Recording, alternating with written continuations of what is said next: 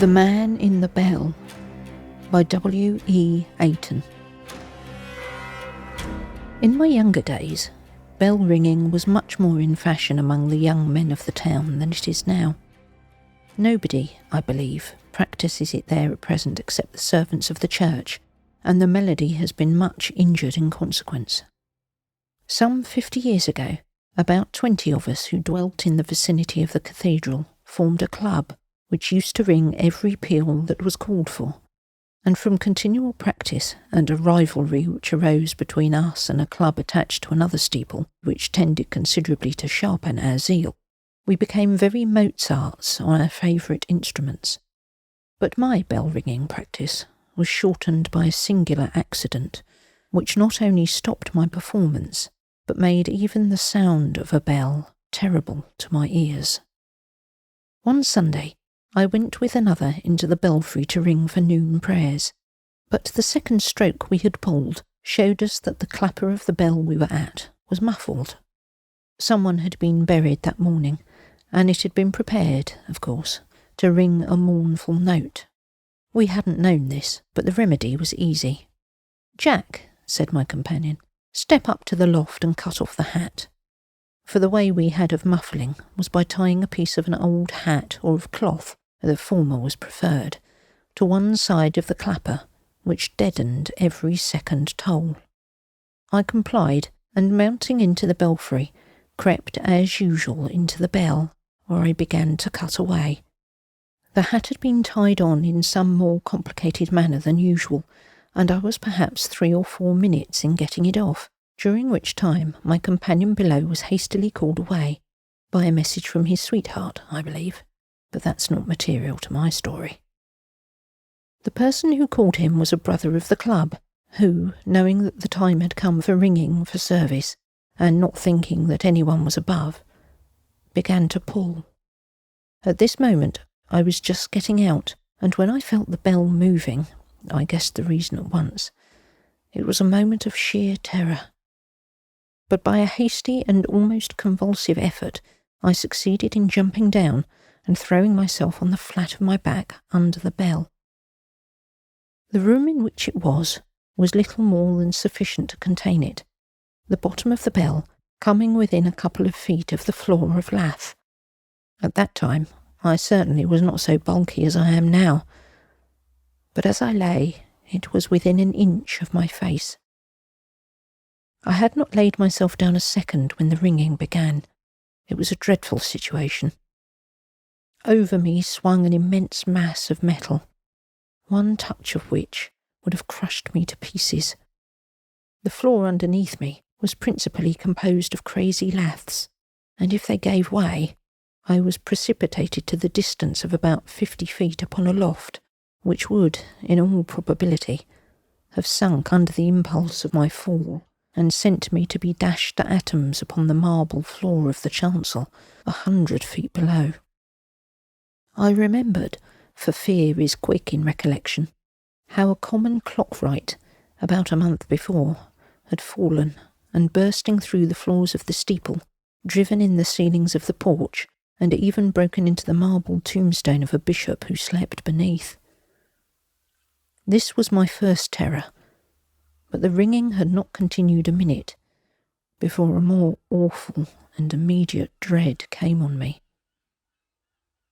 The deafening sound of the bell smote into my ears with a thunder which made me fear their drums would crack. There was not a fibre of my body it did not thrill through. It entered my very soul.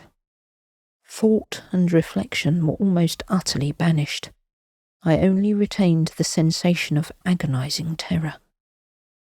Every moment I saw the bell sweep within an inch of my face, and my eyes followed it instinctively in its oscillating progress until it came back again. It was in vain I said to myself that it could come no nearer at any future swing than it did at first. Every time it descended, I endeavoured to shrink into the very floor to avoid being buried under the down-sweeping mass. And then, reflecting on the danger of pressing too weightily on my frail support, would cower up again as far as I dared. At first my fears were mere matter of fact, I was afraid the pulleys above would give way and the bell plunge upon me. At another time, the possibility of the clapper being shot out in some sweep and dashing through my body, as I had seen a ramrod glide through a door, flitted across my mind. The dread also, as I have already mentioned, of the crazy floor tormented me, but these soon gave way to fears not more unfounded, but more visionary, and of course more tremendous. The roaring of the bell confused my intellect, and my fancy soon began to teem with all sorts of strange and terrifying ideas. The bell pealing above, and opening its jaws with a hideous clamour, seemed to me at one time a ravening monster, raging to devour me, at another a whirlpool ready to suck me into its bellowing abyss. As I gazed on it, it assumed all shapes. It was a flying eagle, or rather a roc of the Arabian storytellers, clapping its wings and screaming over me. As I looked upwards into it, it would appear sometimes to lengthen into indefinite extent, or to be twisted at the end into the spiral folds of the tail of a flying dragon.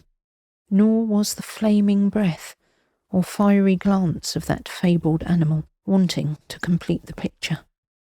My eyes, inflamed, bloodshot and glaring, invested the supposed monster with a full proportion of unholy light. It would be endless were I to merely hint at all the fancies that possessed my mind.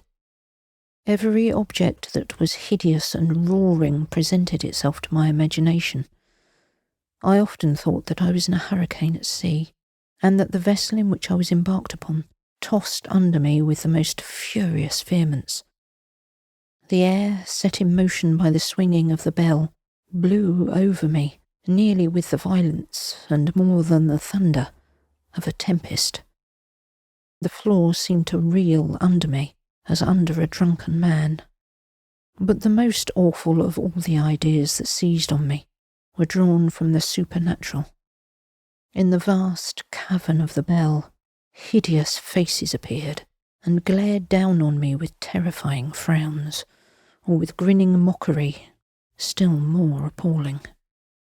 At last, the devil himself, with hoof, horn, and tail, and eyes of infernal lustre, made his appearance, and called on me to curse God and worship him who was powerful enough to save me. This dread suggestion he uttered with the full-toned clangour of the bell. I had him within an inch of me, and I thought on the fate of Santon Barcisa. Strenuously and desperately I defied him, and bade him begone. Reason then, for a moment, resumed her sway, but it was only to fill me with fresh terror, just as the lightning dispels the gloom that surrounds the benighted mariner, but to show him that his vessel is driving on a rock, where she must inevitably be dashed to pieces. I found myself becoming delirious, and trembled lest reason should utterly desert me. This is at all times an agonizing thought, but it smote me then with tenfold agony. I feared lest, when utterly deprived of my senses, I should rise, to do which I was every moment tempted by that strange feeling which calls on a man, whose head is dizzy from standing on the battlement of a lofty castle, to precipitate himself from it, and then death would be instant and tremendous. When I thought of this, I became desperate. I caught the floor with a grasp which drove the blood from my nails, and I yelled with the cry of despair. I called for help, I prayed, I shouted, but all the efforts of my voice were of course drowned in the bell. As it passed over my mouth, it occasionally echoed my cries, which mixed not with its own sound, but preserved their distinct character. Perhaps this was just but fancy. To me, I know, they then sounded as if they were the shouting, howling, or laughing of the fiends with which my imagination had peopled the gloomy cave which swung over me. You may accuse me of exaggerating my feelings, but I am not. Many a scene of dread I have since passed through, but they are nothing to the self-inflicted terrors of this half-hour. The ancients have doomed one of their damned in their Tartarus to lie under a rock, which at every moment seems to be descending to annihilate him, and an awful punishment it would be. But if to this you add a clamour as loud as if 10,000 furies were howling about you, a deafening uproar banishing reason and driving you to madness, you must allow that the bitterness of the pang was rendered more terrible. There is no man, firm as his nerves may be, who could retain his courage in this situation. In 20 minutes the ringing was done. Half of that time passed over me without power of computation. The other half appeared an age. When it ceased, I became gradually more quiet, but a new fear retained me. I knew that 5 minutes would elapse without ringing, but at the end of that short time, the bell would be rung a second time, for 5 minutes more. I could not calculate time. A minute and an hour were of equal duration. I feared to rise lest the 5 minutes should have elapsed, and the ringing be again commenced, in which case I should be crushed before I could escape, dashed against the walls or the framework of the bell. I therefore still continued to lie down, cautiously shifting myself, however, with a careful gliding so that my eye no longer looked into the hollow. This was of itself a considerable relief. The cessation of the noise had, in a great measure, the effect of stupefying me, for my attention being no longer occupied by the chimeras I had conjured up, began to flag. All that now distressed me was the constant expectation of the second ringing, for which, however, I had settled myself with a kind of stupid resolution.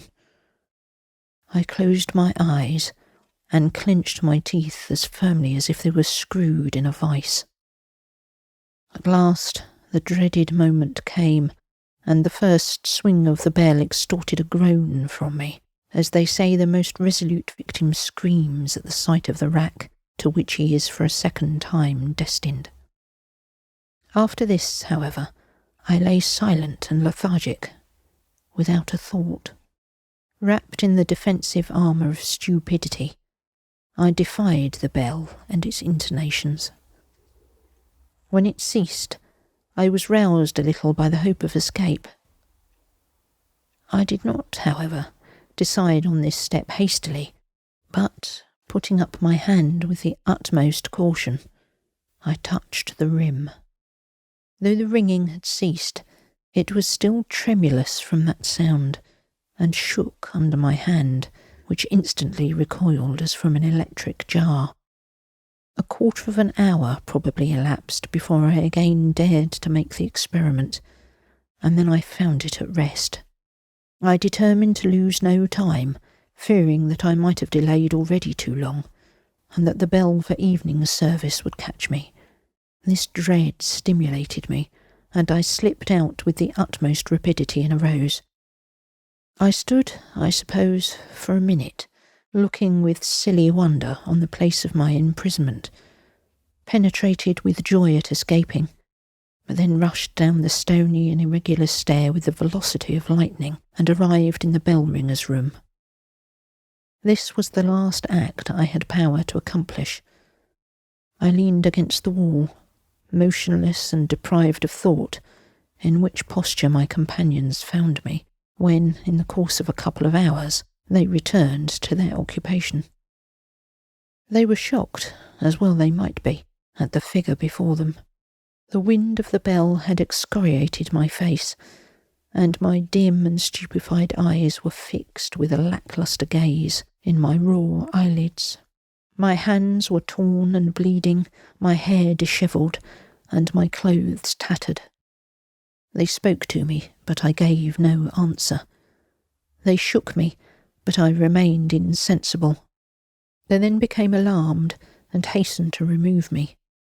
He who had first gone up with me in the forenoon met them as they carried me through the churchyard, and through him, who was shocked at having in some measure occasioned the accident, the cause of my misfortune was discovered. I was put to bed at home, and remained for 3 days delirious, but gradually recovered my senses. You may be sure that the bell formed a prominent topic of my ravings, and if I heard a peal, they were instantly increased to the utmost violence. Even when the delirium abated, my sleep was continually disturbed by the imagined ringings, and my dreams were haunted by the fancies which almost maddened me while in the steeple. My friends removed me to a house in the country, which was sufficiently distant from any place of worship to save me from the apprehensions of hearing the church bell. For what Alexander Selkirk, in Cooper's poem, complained of as a misfortune, was then to me a blessing. Here I recovered, but even long after recovery, if a gale wafted the notes of appeal towards me, I started with nervous apprehension. Time cured this, as it does the most of our follies. But even at the present day, if by chance my nerves be unstrung, some particular tones of the cathedral bell have power to surprise me into a momentary start.